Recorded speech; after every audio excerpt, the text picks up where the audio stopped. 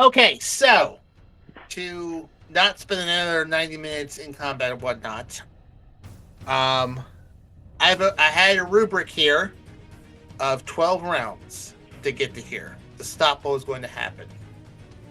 We're at round 9-ish with running through and combat and stuff like that. What I will need are, from each of you, 3 attack rolls, and those numbers will determine what exactly happens here. I will say that narratively, you rush in with Mountbatten.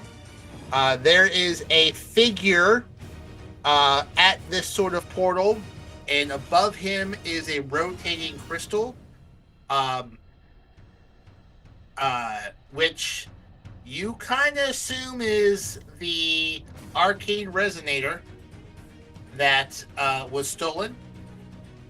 So what you have, Rune, is not exactly what was inside that box. Right. Similar, but different. And as he's doing this, there are some other constructs. There's a few other folks, and you're fighting to get to them. Everyone's looking at the map, right? Yeah. Okay.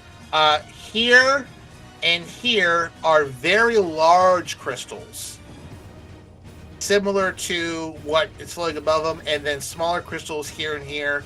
And you get the impression that this is what's powering the Planescatcher device to stop people from just popping in. And as this crystal's rotating above him, these crystals seem to be almost vibrating outside of their containment. Looks like he's trying to break this machine somehow. So, we'll do this one at a time.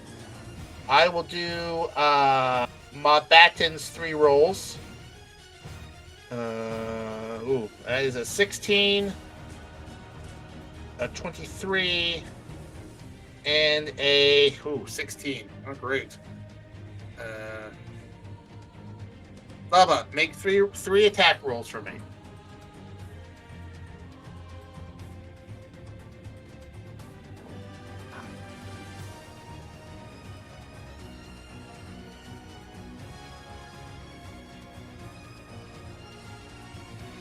Okay, a 20, an 18, and a 22.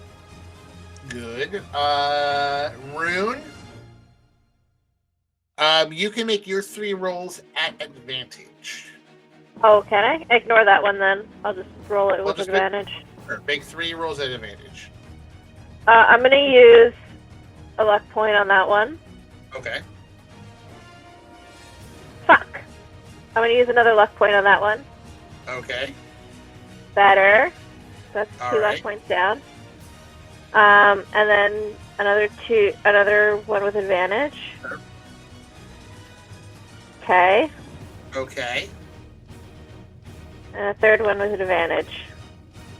I'm gonna use my last luck point. Okay. Nat 20. Since we're doing attacks, can I action surge to get an extra roll in? Yeah, and if it's better than one of the other ones, I'll replace it. You know what? Okay. Never mind. Yeah, give me an extra roll. Give me an extra roll. Okay.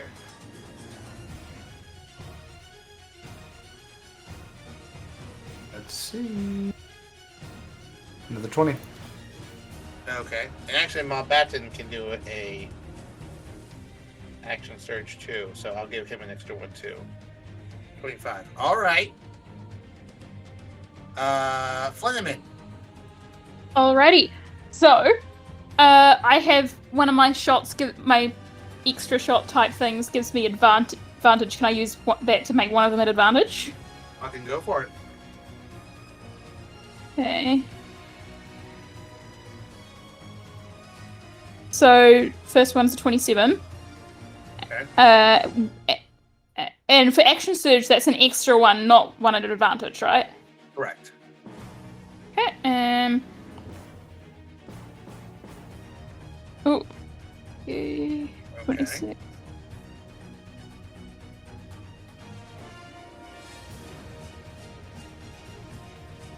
Oof. Yeah, I think that's everything that I got. Okay. So, This is a high-stakes situation.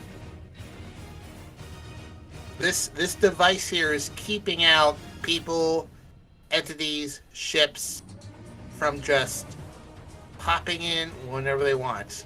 With all these crystals, they all have to work together. Not just one can do it. It needs to be a group effort here. I had you make, well, initially, I had you in mind making 12 attacks, and I needed 8 of them to be above 20 to avoid complete disaster. With 12 attacks, you had 7 above 20. With the action surges, that puts you at 9.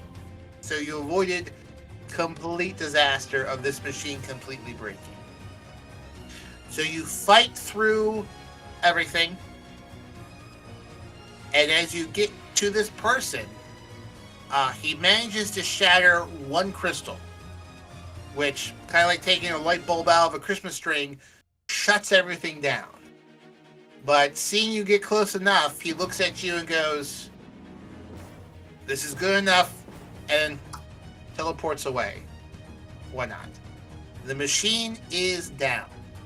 However, it is not broken. But none of you know exactly what the fuck's going on here, because you're not experts at this machine, neither is Mountbatten. But within about 30 seconds, you see additional people rush in, including engineers. They break open the crates in the side, pull out another one, and quickly begin reinserting it to get this thing up and running again. But it takes a little bit of time.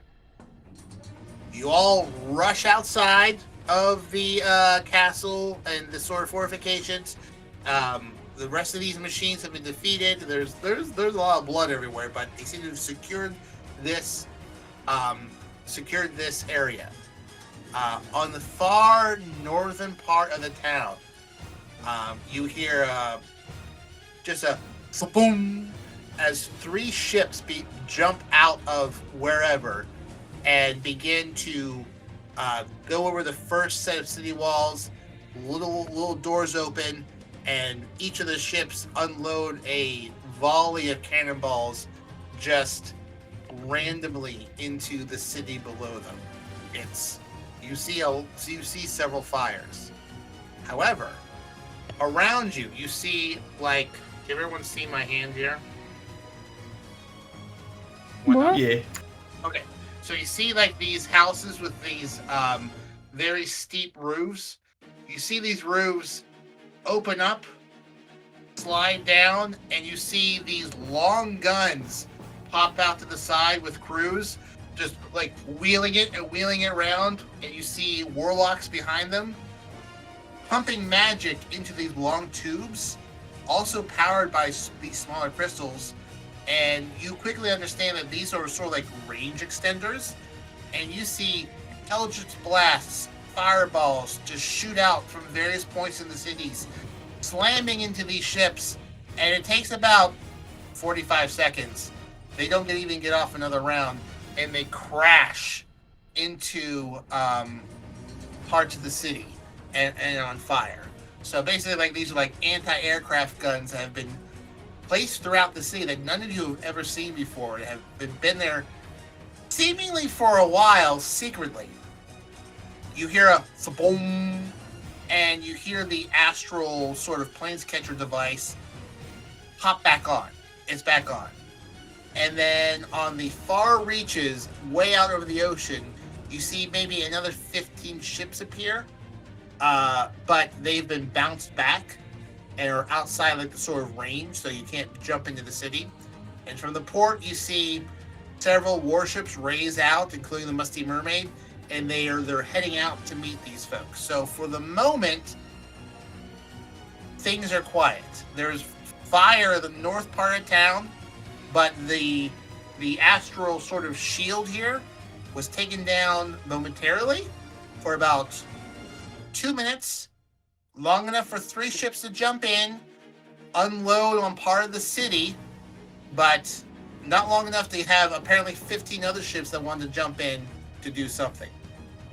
As you get out little very not as bad as it was. You see people sort of evacuating from the northern part of the city because there's a lot of fire going on there. And you see Colt, Maya, Colt and Maya kind of rush in with about another 20 people and immediately asking what is going on. Would anyone of you like to give a explanation? Did we get a good look at this person that was that destroyed the crystal? Sure did. What did they look like?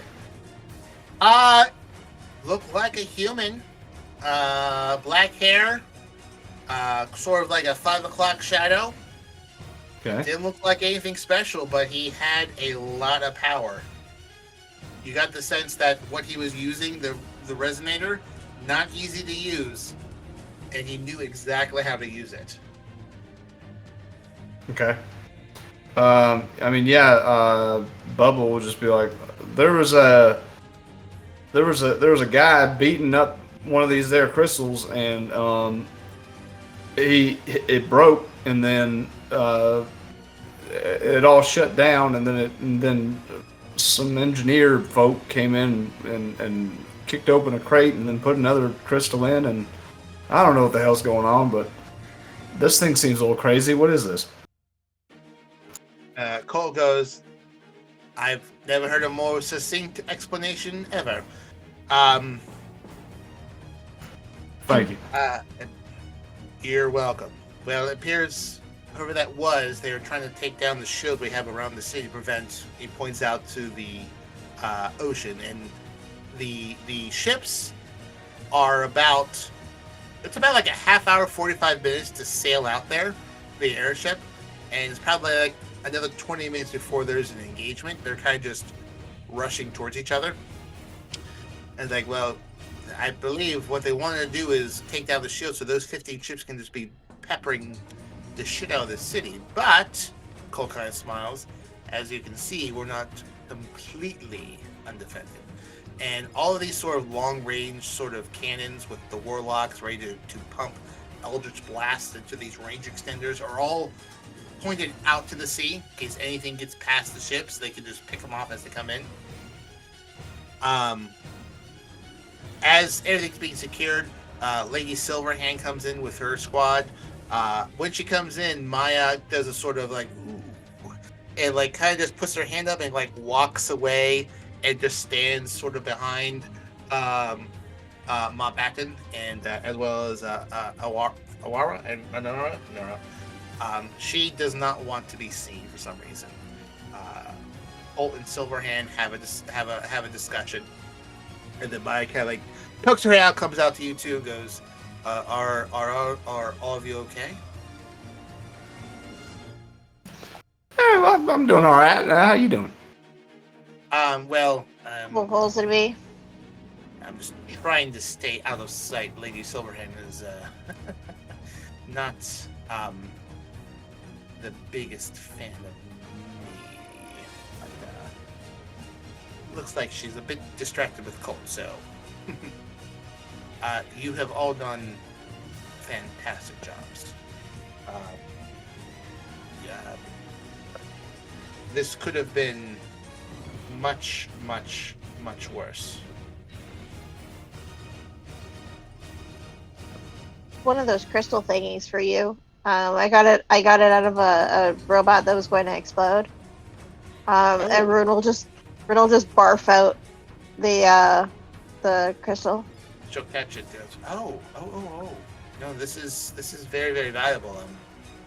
This isn't an arcane resonator, but this is a power source for some of the larger constructs that we've encountered, and this will be very useful for us to figure out exactly how they work, which we honestly don't exactly know.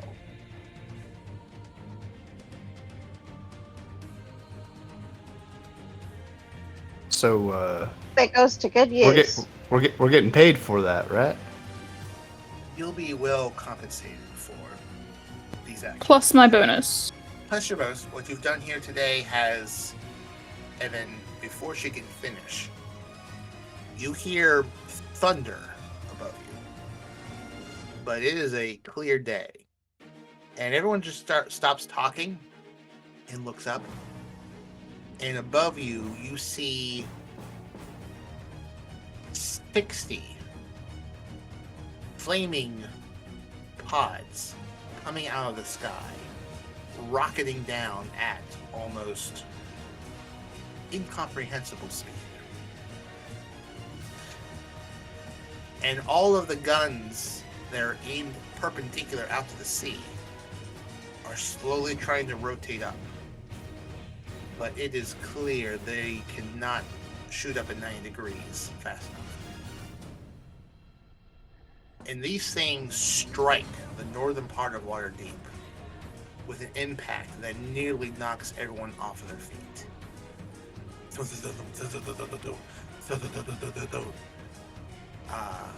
Five of them are coming straight at you. Fortunately, the guns on the southern part of the city shoot them out of the sky, and they explode into thousands of pieces into the sky harmlessly, but they do impact you and whatnot. Stinging, but no damage. About 5% of Waterdeep is destroyed as these things strike the ground. And there is confusion between Colt and Silverhand in some of the uppers. Before Silverhand says, they didn't jump in. They're already above us. And within moments you hear reports that there are 50 large constructs moving about the northern part of Waterdeep,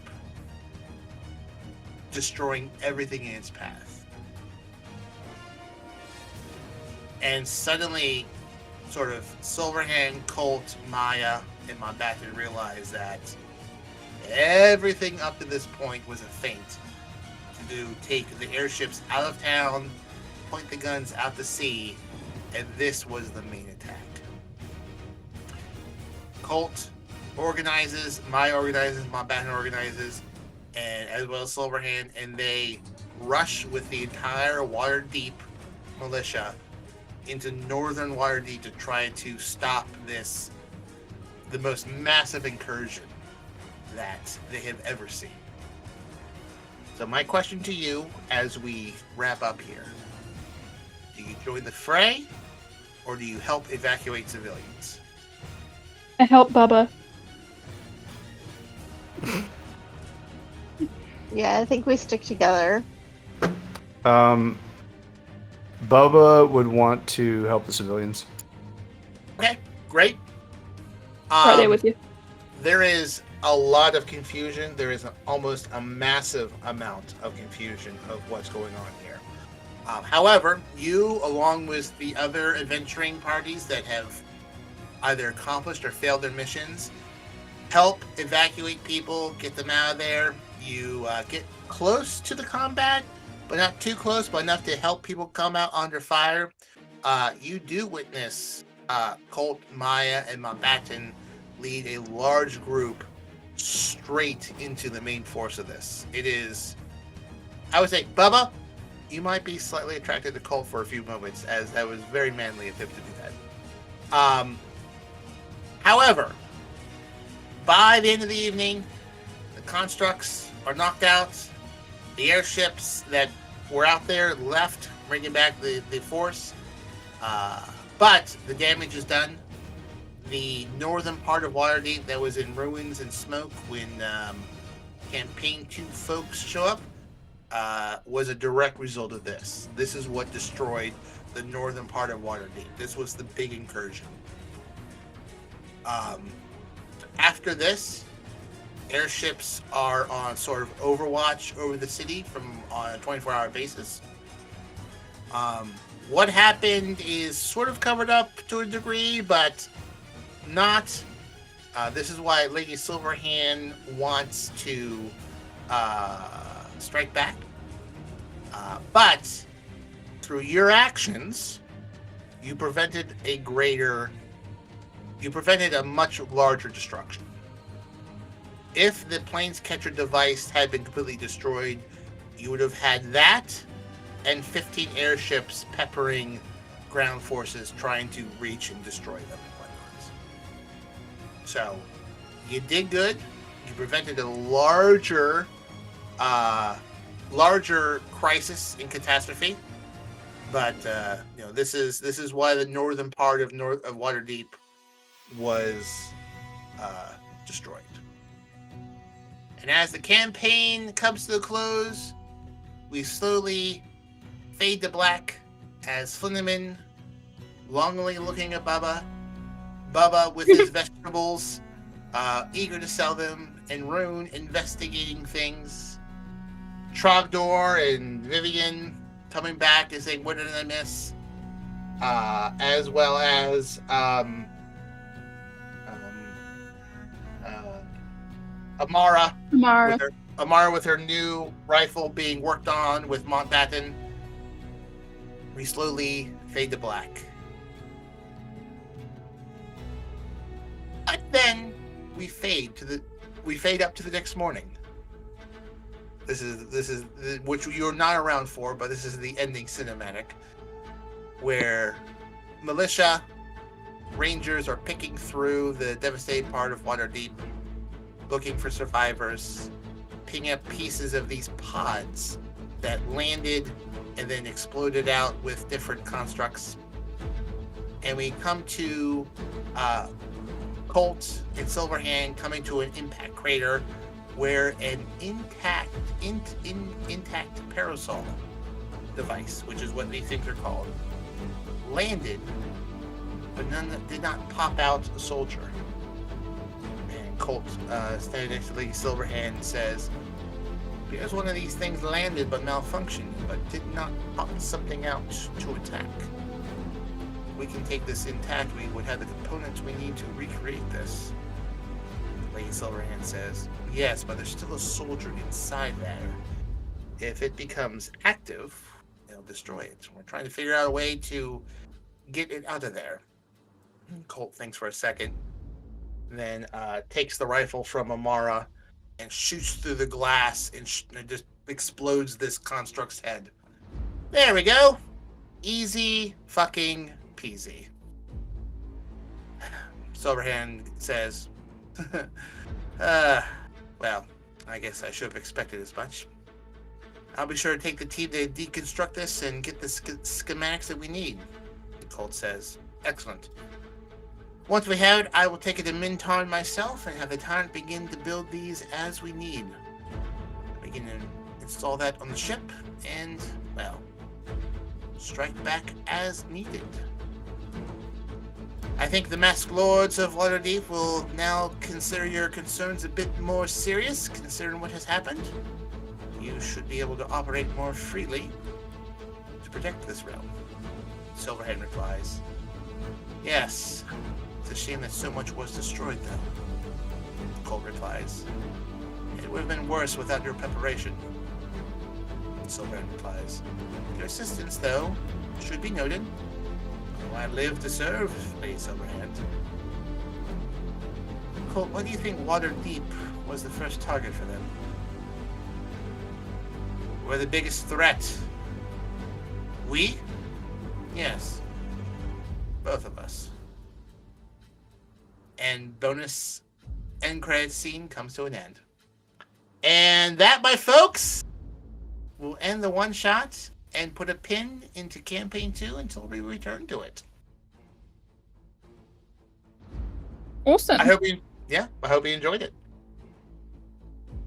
I just want to let you guys know that I really ship Bubba and Flinneman, and I've never wanted two dudes to kiss more in my entire life. So like, I feel like as a post-credit thing, like they eventually like go on, like convince, Bubba to leave his god after like many years of health. Mental health. The other option is we lean really into the worst parts of both of them, and Flinneman just kind of leans into the Ilmata thing, and they manage to kind of work around and accept being in a relationship, but also being like worshippers of Ilmater. I Like could see punishing that. each other in a sexual I could see that. punishing each other.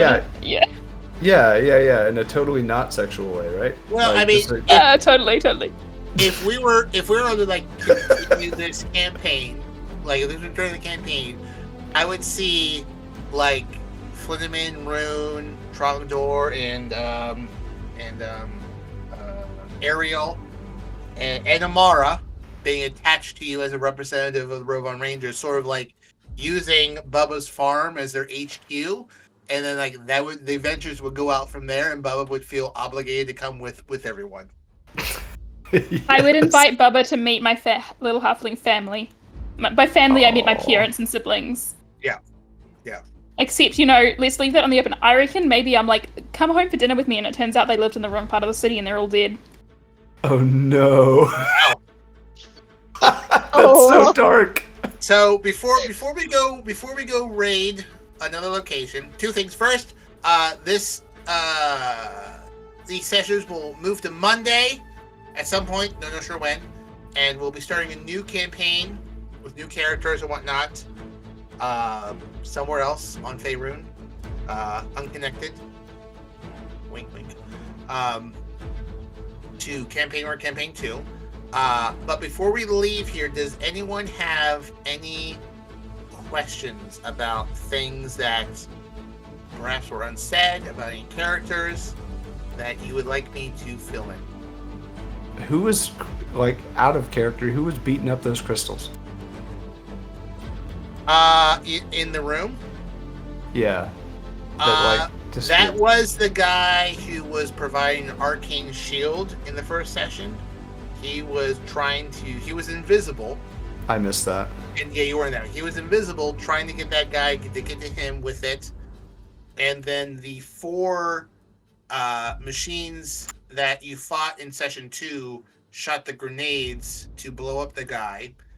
The guy got his hand on it, and because the case was of, well, his home area design, he could easily get into it, take the crystal out, and reclose it. He was an agent from Eberron. Okay. My question is Mountbatten gay, and is there a chance we convince him to join a threesome once we got over our issues with him? Wow. And also, was he actually involved in all this? Or The was Forbidden I? Triangle. I'm just saying that, like, you're into punishing yourself. We don't like him, so punish ourselves by being with him. I don't know. I would say relationship. Mountbatten has a flexible sexuality, but he would not lower himself to shotters as you guys are. He's at much higher standards than getting down with the adventuring parties. He's missing out.